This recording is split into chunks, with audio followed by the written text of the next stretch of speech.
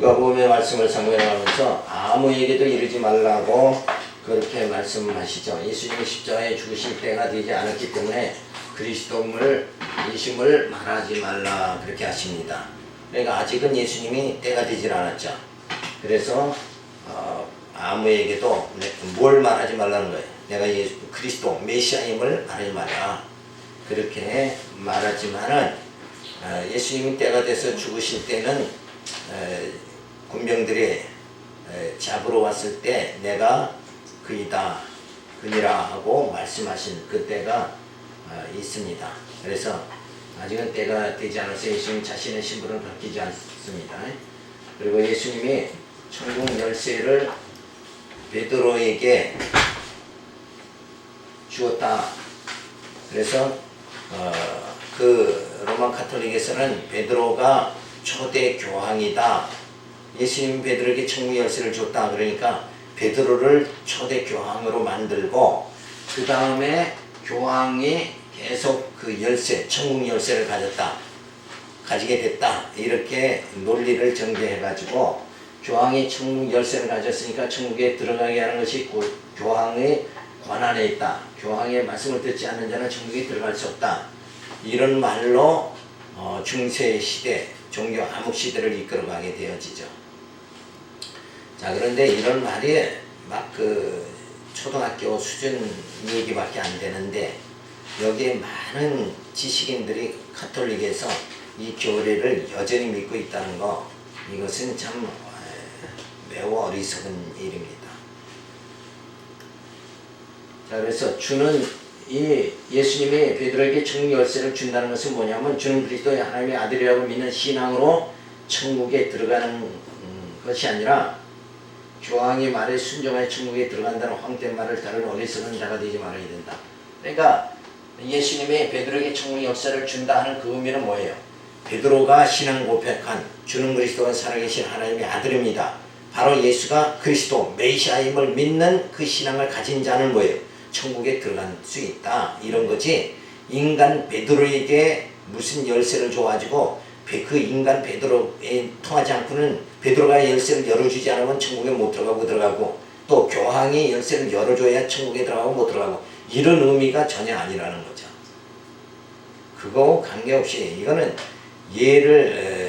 그런 신앙 안에 천국에 들어갈 수 있다 하는 걸 예수님이 예를 들어서 베드로에게 천국 열쇠를 줬다 하는 그 말씀을 그렇게 한 것뿐이지 진짜 신앙, 예수를 믿음으로 천국에 들어가는 거란 말이에요.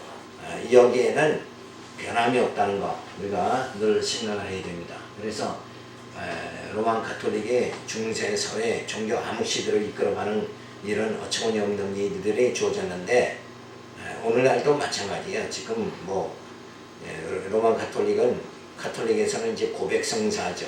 이런 것들이 다 고백성 신부 앞에 가서 죄를 다 고하면 신부가 성부와 성자와 성령의 이름으로 내가 너희 죄를 사하노라 이러면서 신부가 죄를 사하고 앉아있죠.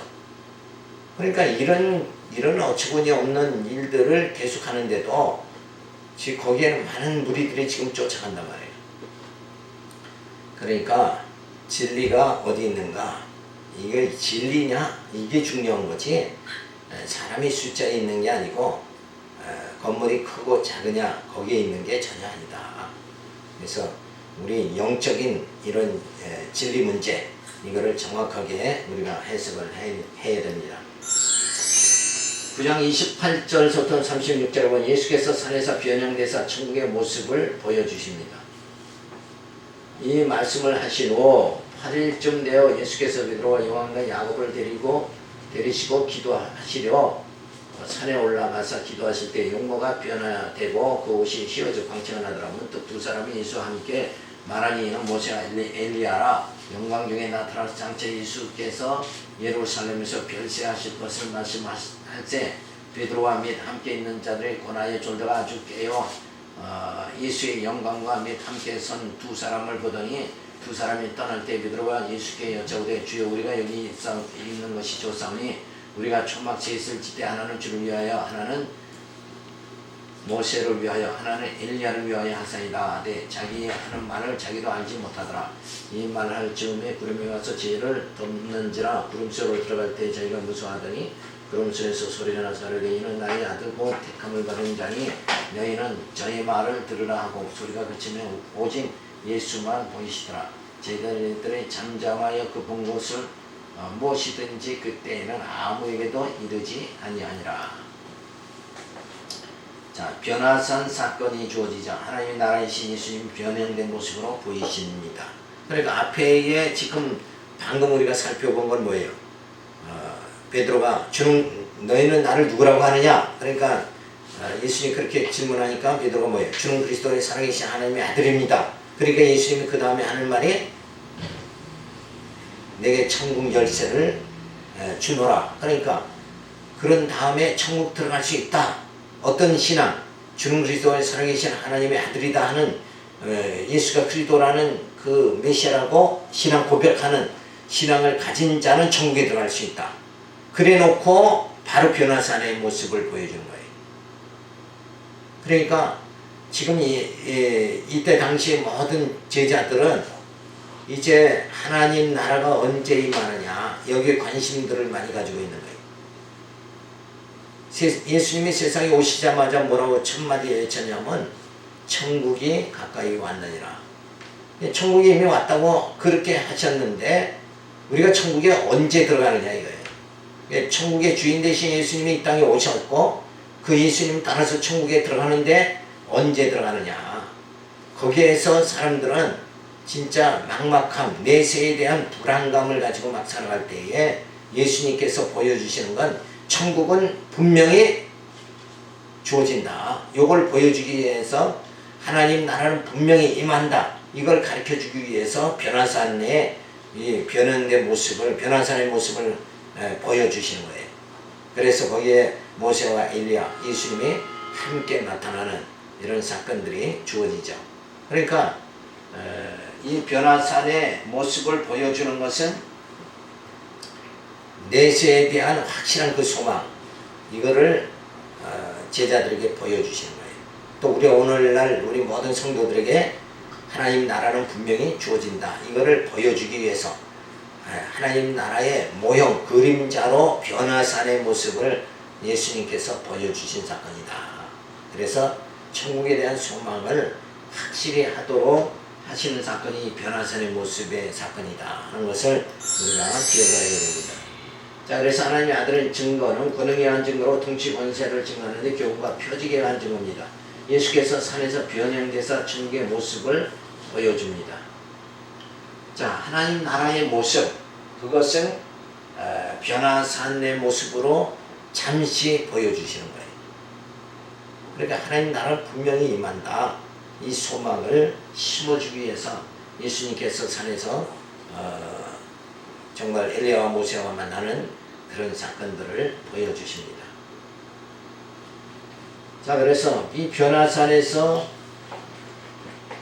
의 모습, 그걸 다 보고 난 베드로는 뭐예요? 여기가 좋사오니 초막셋을 짓고 여기서 사십시다. 이렇게 하는 베드로는 아직은 뭐예요? 스스로 주는 그리스도 살아계신 하나님의 아들입니다. 고백을 했는데도, 그리고 천국 영생을 준다고 했는데도 불구하고 뭐예요? 지금 여기서 살자, 이 땅에서 살자. 그러니까 전혀 이해를 못하고 있는 거죠.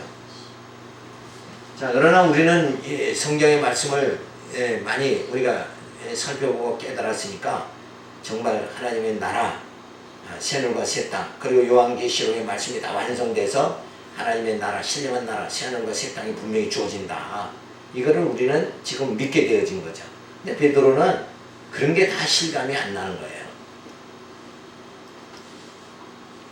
이는 내 사랑하는 아들이요 내 기뻐하는 자니 너희는 저의 말을 들으라 하는 변화산에서 하나님의 음성이 들립니다.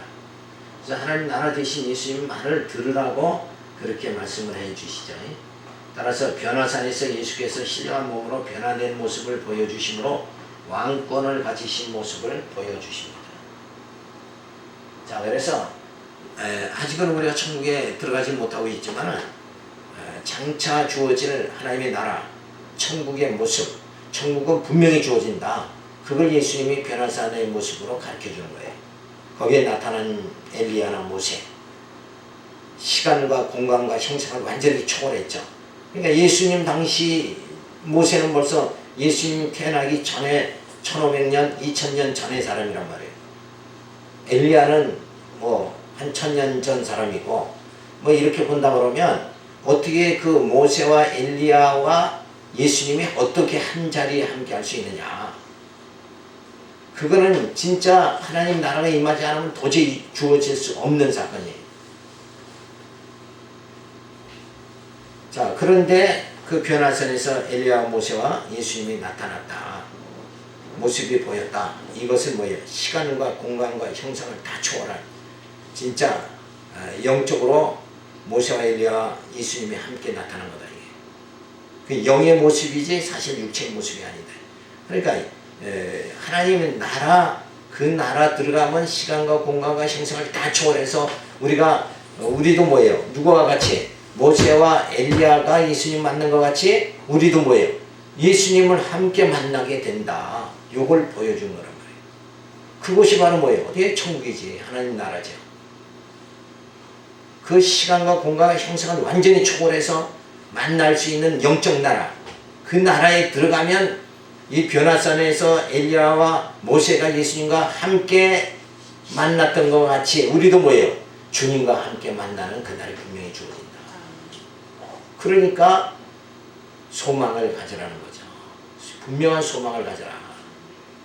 그러니까 이런 말씀을 통해서 우리가 자꾸 말씀 속에서 확인하고, 아 진짜 하나님의 나라 분명히 임한다. 이런 말씀으로 우리가 연단을 자꾸 받으면 나이 많아가지고 늙어서 임종할 때가 돼도 분명히 하나님 나라, 저 모세와 엘리야와 함께 예수님이 나타났던 것 같이 나도 주님과 함께 진짜 그 변화산에 설 수 있는 때가 분명히 주어진다. 하나님 나라에 분명히 신령한 나라에 나도 주님과 같이 저렇게 같이 엘리야와 모세가 예수님과 만난 것 같이 나도 주님과 같이 만날 수 있다. 그걸 확신을 주는, 믿음을 주는 말씀이 바로 변화산의 모습이다. 그래야 우리의 신앙이 견고하게 되어진다. 그죠? 죽음으로써 끝나는 것이 아니라 바로 뭐예요? 영생할 수 있다. 그러니까 모세와 엘리야와 예수님 만났다는 것은 영생이잖아요. 바로 나도 엘리야와 같이 모세와 같이 주님을 만날 수 있다. 이 믿음을 이 성경에서 우리는 발견해야 된다. 근데 이런 말, 이것도 이제 육적으로 그냥 해석을 하면, 야 나도 예수님과 같이 막 변화돼서 내 얼굴이 천사와 같은 얼굴이 됐으면 좋겠다. 나도 사람들이 막 이렇게 참 추앙을 받는 자가 됐으면 좋겠다. 이렇게 육적으로 전부 해석한다. 인간은 육적으로 해석하기가 쉬운데 그게 잘못된 거예요. 이단들은 그쪽으로 다 빠지는 거예요. 그러니까 이단의 특징이라는 게 뭔가 부활을 부인하는 게 이단이죠. 그러니까 우리가 정말 엘리야와 모세같이 주님을 만날 수 있다. 이 소망을 이 말씀 속에서 굳게 잡아야 됩니다.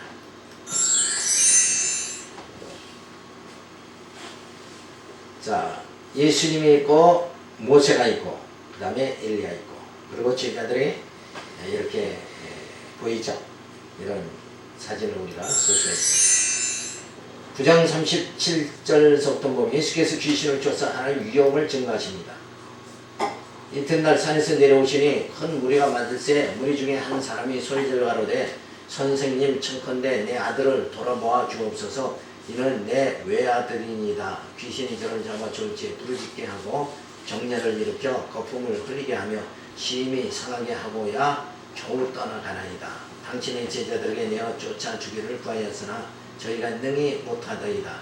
예수께서 대답하여 가라사대 믿음이 없고 패역한 세대여 내가 얼마나 너희와 함께 있으며 너희를 참으리요. 내 아들 이리로 데리고 오라 하시니 올 때에 귀신이 거꾸로 들이고 심한 경련을 일으키게 하는지라. 예수께서 더러운 귀신을 꾸짖으시고 아이를 낫게 하사 그 아비에게 도로 주시니 사람들이 다 하나님의 위엄을 놀랄니라. 예수님께서 귀신을 쫓아내는 것은 메시아로서의 통치 권세를 가지고 계심을 보여주시는 사건이죠. 그러니까 이 사건도 역시 늘 말씀드리지만은 야 나도 예수님과 같이 능력 받아가지고 귀신을 쫓는 사람이 되어야 되겠다. 그럼 그 다음에 뭐예요? 내가 유명해지겠다 하는 속셈이잖아요. 결국 이 말씀은 그것을 알라고 보여주는 사건이 아니라 예수님 자신이 뭐예요? 귀신도 영도 다 통치하시는 바로 통치 능력이 있다. 통치 권세가 있다. 이걸 보여주시는 거예요. 그러니까 내가 믿는 예수님은 귀신도 자연도 만물도 창조하시는 분이다. 요거를 믿는 그 믿음을 우리에게 심어주시기 위함이에요. 그러니까 성경을 듣고 읽음으로 뭐예요? 믿음은 들음에서 난다 하는 말씀이 그런 말씀이죠. 이 말씀을 보면서 내가 믿는 예수님이 이렇게 귀신도 다 통치하는 분이다. 그래서 예수가 메시아임을 믿도록 하기 위한 것이죠. 그래서 이 말씀의 초점은 예수가 그리스도다. 요걸 가르쳐주는 초점이 거기에 있는데 사람들은 다 또 육적으로 해석해가지고 예수님도 귀신 내쫓았으니까 우리도 귀신 내쫓자. 이쪽으로 다 간단 말이에요. 그러니까 인간은 어떻게든지 육신적인 복을 받아가지고 어떤 육신적인 능력을 받아가지고 이 땅에서 뭔가 두각을 나타내려고 하는 이런 쪽으로 자꾸 흐르니까 이단이 자꾸만 나타나는 거예요. 딴 게 이단이 아니라 그게 초점이 안 맞는 게 이단이란 말이에요. 정확한 화살을 쏘면 딱 가서 명중을 해야 되는데 빗나가 버리는 거예요. 이게 진리가 다 빗나가는 게 그게 이단들이 하는 행위다 하는 것을 우리가 볼 수가 있어요. 예수가 그리스도임을 믿는 믿음이 적음을 꾸짖으십니다. 그러니까 여기서도 자 만약에 예수님은 귀신을 내쫓았는데 제자들이 가가지고 귀신을 못 내쫓잖아요. 당신의 제자들은 왜 당신은 귀신을 내쫓는데 왜 당신 제자들은 못 내쫓습니까? 그러니까 여기서 뭐예요? 예수님이 믿음이 적은 자들아 이렇게 된단 말이에요. 믿음이 적다는 건 무슨 믿음이에요? 여기는 무슨 믿음입니까? 귀신을 내쫓는 그런 믿음입니까? 그게 아니라 여기서의 믿음은 내가 메시아다, 그리스도다, 예수가 그리스도다 하면 바로 뭐예요? 그는 영원한 왕이다는 거잖아요. 메시아는 왕이니까 귀신 당연히 내쫓을 수 있는 거 아니냐 이거예요. 그래서 예수 그리스도 안에서는 능치 못함이 없느니라 그 말씀이 주어지는 거예요. 그러니까 예수 안에서는 뭐예요? 귀신도 내쫓고 질병도 내쫓고 사망 권세도 내쫓는다. 그것이 바로 뭐예요? 예수님이 영원한 왕이시다 그런 거잖아요. 그러니까 우리가 이 말씀 속에서도 믿음이 적음을 꾸짖으시는 것은 너희가 제자들이 예수와 함께 생활을 하면서도 예수님 메시아인임을 믿지 못한다. 그러니까 메시아를 믿는 자는 분명히 사망 권세를 다 물리친다. 우리도 그런 믿음이 주어져야 되는 거예요. 예수 믿으면서도 뭐 감기만 걸리면 이거 사탄이 들어와서 그렇다. 그죠? 그리고 뭐 반질만 생겨도 이 사탄이 들어와서 그렇다. 조상 마귀가 들어가서 그렇다. 그렇게 엉뚱한 대로 자꾸 해석을 하는 게 아니라 질병을 통치하시는 예수님, 그 예수님과 함께 우리가 영원한 천국에 거하면 그 모든 질병과 사망이 다 물리쳐진다. 이 믿음을 자꾸 가지라는 거예요. 그 믿음을 가지고 살아야 우리가 담대하게 이 세상에서 나그네 생활을 능히 감당하고 우리가 점점 신의 말씀을 듣고 깨달아서 신의 성품에 이루어 신령한 나라 그 나라에 들어가서 영원히 살게 되어지는데 그저 육적인 형상의 모습만 자꾸 밝힌단 말이에요. 땅의 육신적으로 땅의 것으로 자꾸 해석을 해버리니까 우리가 신령한 나라에 들어간다는 것은 점점 뭐야? 미약한 상태에 이르게 되어진다. 그러니까 여기 초점이 해석의 초점이 예수님이 무슨 말씀을 하시려고 하는가? 믿음이 적은 자들아 예수님이 하신 말씀은 어떤 믿음이 적다는 것인가? 예수가 그리스도다 메시아다 믿는 그 믿음이 아직 적었기 때문에 예수님이 메시아다는 것은 왕이죠. 왕이심을 믿지 못하기 때문에 귀신을 못 내쫓은 거다. 여기에 우리가 바른 말씀을 깨달아야 됩니다. 하나님의 뜻을 구하는 것이 기도니 하나님의 뜻이면 이루어지게 되어 있는 것이다. 그래서 기도라는 것도 하나님의 뜻을 구하는 거죠. 하나님의 뜻이 누구에게로 주어집니까? 모든 이 세상에 하나님의 뜻이 이루어지는 게 메시아를 통해서 이루어지죠. 그러니까 예수를 구하면 예수 안에서 능치 못함이 없게 되어지는 거예요. 그러니까 또 육신의 모든 걸 자꾸 구하려고 이렇게 하지 말고 신령한 복을 구해야 된다. 예? 사람이 떡으로만 사는 것이 아니라 하나님의 말씀으로 사느니라. 육신적인 그것으로 자꾸 해석을 하지만 육신적인 복을 구하는 것이 아니라 신령한 복을 구해야 돼요. 그래서 원래 언약이라는 말 자체가 단어의 뜻 안에는 뭐가 있냐면 복이라는 말이 내포되어 있는 거예요. 언약이라는 게 원래 복이에요. 언약의 백성은 복을 받은 백성이다. 그러니까 언약 자체, 언약과 성취 이게 다 복이에요. 복. 그러니까 종교라는 건 복을 떠나서는 해석을 할 수가 없는 거죠. 근데 그 복이 무슨 복이냐? 권력과 명예와 부를 축적하는 그런 복이 아니라 신령한 복이라는 거예요. 우리의 생명을 영생에 이르게 하고 죄를 다 사해 주시고 그렇게 그리스도 왕이신 그리스도께서 오셔서 우리의 심령을 통치해 주시고 이게 복 받은 거예요. 그런 신령한 복이 우리들에게 주어져 있는 거예요. 그래서 그 하나님의 뜻이 예수 그리스도로 통해서 다 이루어지니까 우리가 아버지의 뜻, 하나님의 뜻을 구하는 것 이것은 다 뭐예요? 응답되어질 수밖에 없는 거다 이거예요. 그러니까 우리가 기도할 때도 이제는 영원한 왕 되신 예수님께서 내게 있는 이 질병을 다 통치해 주시옵소서. 그렇게 기도를 우리가 해나가야 된다. 그러니까 내가 예수 열심히 믿었으니까 이 질병을 다 고쳐주시고 내가 예수 이름을 부르면 이거 다 고쳐주시고 이런 조건적인 것이 아니라 늘 하나님의 언약을 의지해서 우리가 기도를 해야 된다. 그래서 귀신을 쫓아 내심으로 통치 권세를 보여주심으로 하나님의 위엄을 보고 놀라게 그렇게 만들어 주십니다. 그래서 초점이면 누구 알아가라는 거예요. 결국 예수 알아가라 그 말씀이에요. 그러니까 우리가 하나님을 아는 게 신지식이죠.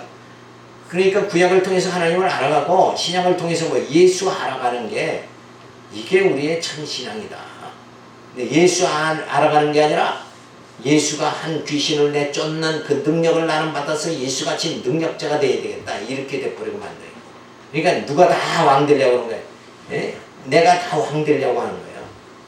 우리는 근데 죽었다 깨어나도 왕이 못 되는 거예요. 왕은 오직 누구뿐이에요? 예수님뿐이 영원한 왕이 없다. 오직 왕은 예수님뿐이에요. 그러니까 내가 왕 될 생각하지 말고 그저 이 신령한 예수를 통해서 하나님의 뜻이 내게 이루어지고 그래서 내가 영생함을 받고 정말 신령한 나라에 들어가서 영원토록 살게 되어진 그 축복, 그 영원한 신령한 복을 우리는 감사하고 그 소망을 가진 걸 감사하면서 힘있게 우리가 살아가야 됩니다. 그래서 하나님의 아들의 증거를 계속 보여주는 거예요. 본능에 의한 증거. 그러니까 마태, 마가, 누가, 요한은 사실 공부 안 해도 누구 증거예요? 예수 증거예요. 그냥 예수 증거 그러면 간단히 끝나버려요. 오히려 서신서보다도 마태, 마가, 누가, 요한은 아주 간단한 거예요. 근데 마태, 마가, 누가, 요한이 있어야 되는 이유가 뭐냐? 죽었던 영을 예수님이 오셔서 살려주십니다. 그리고 사도행전 성령이 오셔서 이제 우리로 하여금 그리스도의 영으로 살아가게 만들어 주시는 거죠. 그래서 신의 성품에 점점 이르게 하고 진리 깨닫고 신의 성품에 이르게 하고 부활의 몸을 입고 신령한 나라에 들어가도록. 그래서 가장 뭐예요? 예수님이 오셔서 내가 빨리 가야 너에게 유익이 있다 하신 말씀이 이제 죄사함을 다 받게 해주셨으니까 이제는 뭐 예수 성령이 오셔가지고 우리를 더 성숙하게 이끌어 나가야 된단 말이에요. 그러니까 육신의 부모도 아이를 낳기만 하고 그냥 팽개쳐버리면 뭐예요? 안 되잖아요. 잘 양육을 해야 되는 거예요. 그러니까 요 양육하는 책임이 누구에게 있냐면 성령이 하시는 일이다. 그러니까 예수님은 우리를 낳았죠. 거듭나게 딱 하고 죽은 자를 영으로 살려주시고 생명체가 되게 하신 예수님은 낳아주신 거예요. 우리를. 그리고는 성령이 오셔서 양육해 주신 거예요. 그래서 어디까지 이르게? 영원한 나라 하나님 나라까지 이르게 만들어 주신다. 그러니까 예수 증거니까 마태, 마가, 요한은 이거 뭐 또 한 얘기 또 하고 그러지 않냐. 그래도 계속 예수 증거하는 거예요. 뭐 간단해. 주제는 뭐예요? 마태, 마가, 요한은 예수 증거. 예수가 누구다? 메시아다. 그리스도다. 이것만 알면 되는 거라. 근데 그 믿음이 아직도 우리가 온전하게 예수를 안다 그러면 우리가 진짜 이 땅에서 아무것도 두려워하지 말고 정말 하나님만 경외하면서 신앙이 아주 성숙해져야 되죠. 근데 아직은 우리가 영적으로 미숙하니까 메시아를 자꾸 우리가 뭐야? 알아가야 된다. 그래서 그리스도를 아는 지식에 계속 이르러 나가야 된다. 그래서 예수님이 어떤 분인가? 통치 권세로 가진 부심을 교훈과 표징에 의해서 증거해 주시죠. 예수께서 귀신을 쫓아서 하나의 위엄을 나타내십니다. 그래서 무리 중 하나 당신의 제자들에게 내어 쫓아 주기를 구하였으나 저희가 능히 못하더이다. 그러니까 예수님께서 하시는 말씀, 믿음이 없고 패역한 세대야 내가 얼마나 너희와 함께 있으며 참으리요. 믿음이 없는 자들아. 뭘 믿는 믿음이요? 역시 예수가 메시아임, 그리스도임. 예수님이 영원한 왕으로 오셨습니다. 왕으로 오셨으니까 모든 귀신 낫대, 내쫓고 질병도 사망권세도 낫대 쫓아버리는, 그걸 다 제패하는 분이 누구냐? 예수입니다. 그러니까 죽음을 두려워한다는 것은 뭘 못 믿는 거예요? 예수가 그리스도임을 믿지 못하는 거다. 근데 지금 이 땅에 사는 사람들이 죽음을 두려워하는 사람이 대부분이죠. 그러니까 이렇게 말씀을 증거를 분명히 성경이 해 주었어도 여전히 인간은 뭐예요? 이성으로 살아가기 때문에 말씀으로 살아가지, 진리로 살아가지는 못하니까 내내 예수가 메시아임을 바로 믿지 못하기 때문에 사망을 두려워하는 거다. 예수가 진짜 왕이심을 알기만 하면, 그게 믿어지기만 하면 사망도 두려워하지 않는다. 이거예요. 사도 바울이 말한 대로 칼이나 기근이나 금보시라도 나를 그리스도의 사랑에서 끊을 자가 없다. 그렇게 담대한 신앙이 우리들에게 주어진다. 그러니까 누구를 알아요? 예수가 어떤 분이다? 영원한 왕이시다. 그가 메시아다. 근데 이거 교회에서 제대로 안 가르쳐 주는 경우도 얼마나 많으냐 이거예요. 물어보면 예수가 어떤 분이신가? 구체적으로 모른다 이거예요. 성경은 구체적으로 가르쳐 주잖아. 그는 그리스도다. 그리스도는 뭐냐? 영원한 왕이고 영원한 제사장이고 참 선지자다. 그러니까 우리는 죽음을 두려워하지 않는 거예요. 그러니까 사도들이 담대하게 순교할 수 있었던 건 뭔가? 예수님이 왕이심을 믿었기 때문에. 저들이 내 육체를 통치해도 내 영은 정말 영원한 왕 대신 주님이 통치하기 때문에 나는 영생에 이른다. 그 믿음이 가졌기 때문에 순교에 이를 수 있다는 거죠. 그러니까 왕이심을 믿어야 된다. 그리고 예수가 왕이심을 믿으면 뭐예요? 내 뜻대로 살아가는 것이 아니라 주님 뜻대로 살아가야 된다. 그래서 믿음이 없다는 말은 너희가 내가 왕으로 와서 귀신을 내쫓는데 예수가 왕이심을 믿으면 귀신이 다 내쫓아버린다. 내쫓을 수 있다 하는 것을 말씀해 주는, 메시아가 오면 귀신을 내쫓는다는 것을 믿는 믿음이 적은 영보다. 자, 메시아가 오면 문둥병을 고치고 또 소경의 눈을 뜨고 안전병이를 일으키고 죽은 자를 살리고 가난한 자의 복음이 전해진다. 이 말씀을 이사야가 예언을 해줬는데도 당시에 예수님이 오셨어도 유대인들은 그 이사야가 말한 메시아가 그 일을 한다 그랬는데 그 일을 하는 자가 있으면 누구라고? 메시아다. 이렇게 이사야 선지자가 얘기해 줬는데도 불구하고 유대인들은 그 일을 예수님이 다 했는데도 불구하고 예수가 메시아임을, 왕이심을 깨닫지 못하고 다 잡아서 죽인다. 십자가에 못 박아 죽여버리고 말이야. 그러니까 그를 믿는 것이 인간에게 있는 것이 아니라 성령이 함께하지 않으면 메시아임을 믿을 수가 없다. 이거를 우리가 분명히 알 수가 있어요. 그래서 예수가 십자가에 못 박히고 난 다음에 이 땅에 누가 와요? 성령이 오시죠. 다락방에. 그러니까 예수님이 성령이 오셔야 저들이 예수가 메시아임 영원한 왕 되심을 알 수 있는데 성령이 아직 안 왔으니까 저들은 알 수가 없죠. 인간의 육성으로는 알 수가 없으니까 십자가에 다 못 박아버린다. 그런데 우리는 감사한 게 뭐예요? 성령이 오신 다음에 우리는 예수를 믿으니까 예수가 영원한 왕이심을 믿게 되어졌다. 이래서 우리는 감사를 해야 되죠. 그래서 성령이 오셔서 진리를 이 땅에 다 전하도록 이렇게 해주시는데도 불구하고 바른 나팔이 부러지지 않는다. 이게.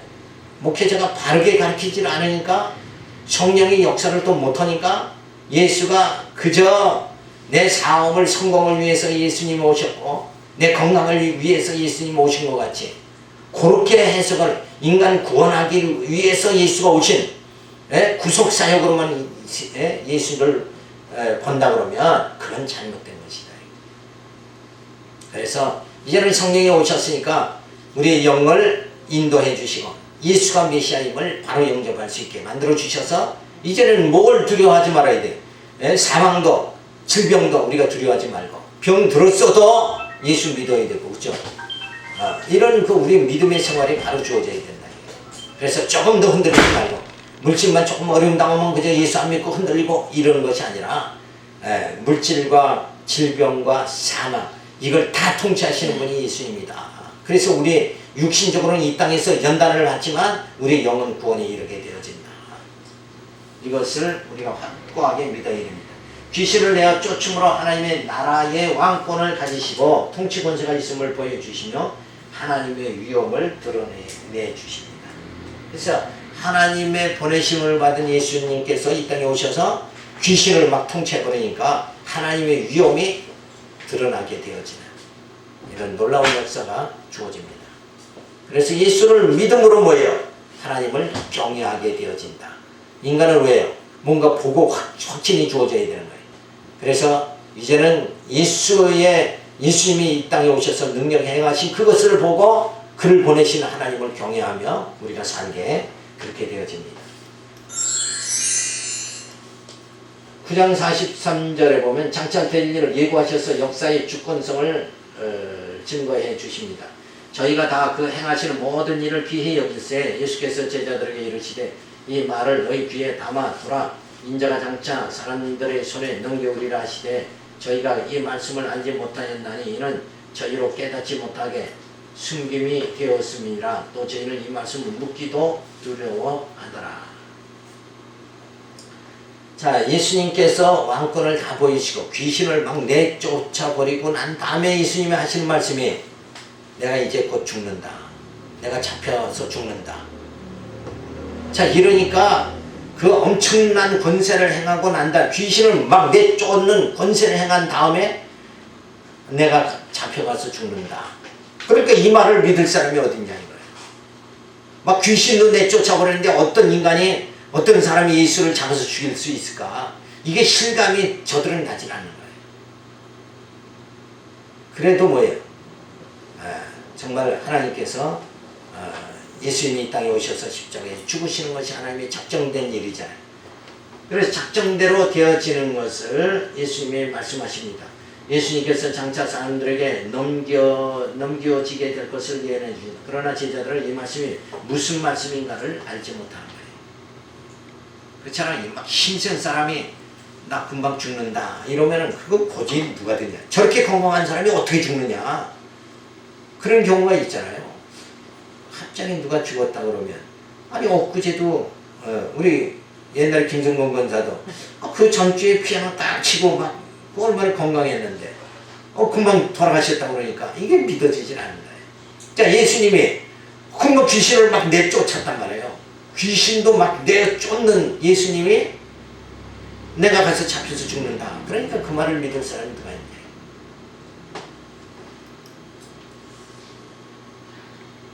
그래서 진리의 영이 성령의 역사 아니면 알 수가 없는 거예요. 그래서 주권성을 보여주는 거예요. 장차 될 일을 예언함으로써 하나님의 아들로서의 주권성이 있음을 말씀해 주십니다. 내가 이렇게 귀신을 내쫓고 능력을 행하지만 이제 잠시 후면 내가 잡혀서 죽는다. 그러니까 하나님의 아버지의 뜻대로 이렇게 되어지는 하나님의 주권성을 보여줌으로 인해서 정말 예수가 메시아임을 바로 깨닫게 그렇게 만들어 주십니다. 자, 하나님의 아들로서의 증거를 권능에 의한 증거로서 보여주는데 통치 권세의 증거입니다. 교훈과 표적에 의한 증거로서 장차될 일을 예고하셔서 역사의 주권성을 증거해 주십니다. 예수님께서 이르시되 인자가 장차 사람들의 손에 넘겨 죽임을 당하리라. 내가 곧 죽는다. 진리의 영인 성령의 역사가 아니면 알 수가 없어요.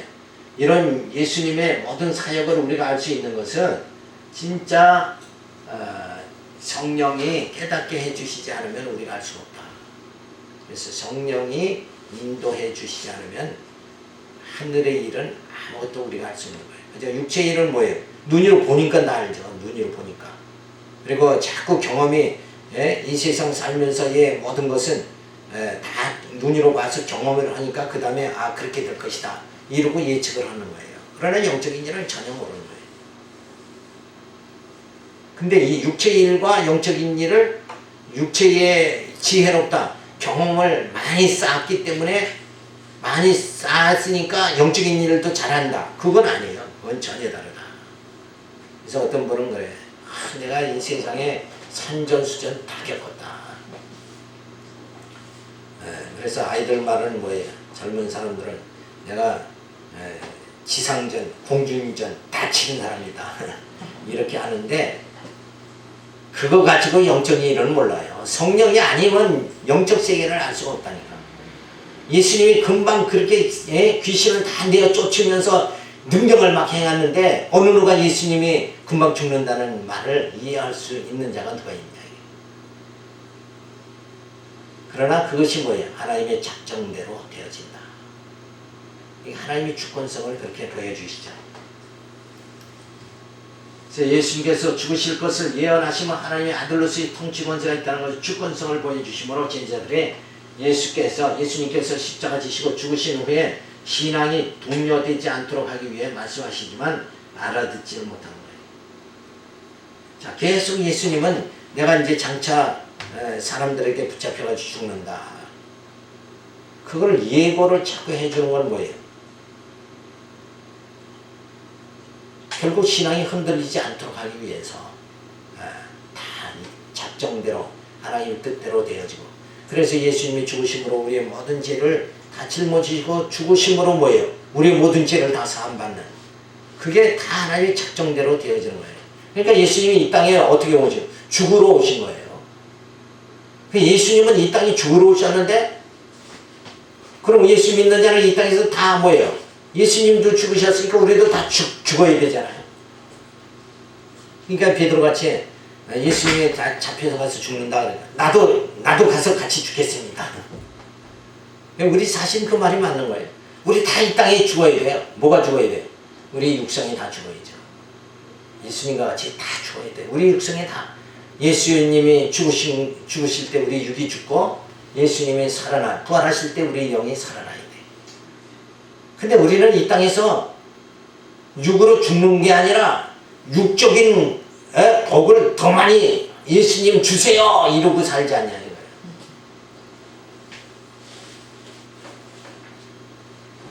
그러니까 우리가 구하는 거가 하나님 뜻하고는 항시 다른 거라. 아버지 뜻하고는 다른 거라. 그거를 누가 알게 하는 거야? 성령이 알게 하는 거다. 그러니까 항시 정말 우리는 이렇게 버려야 되는 거예요. 그죠?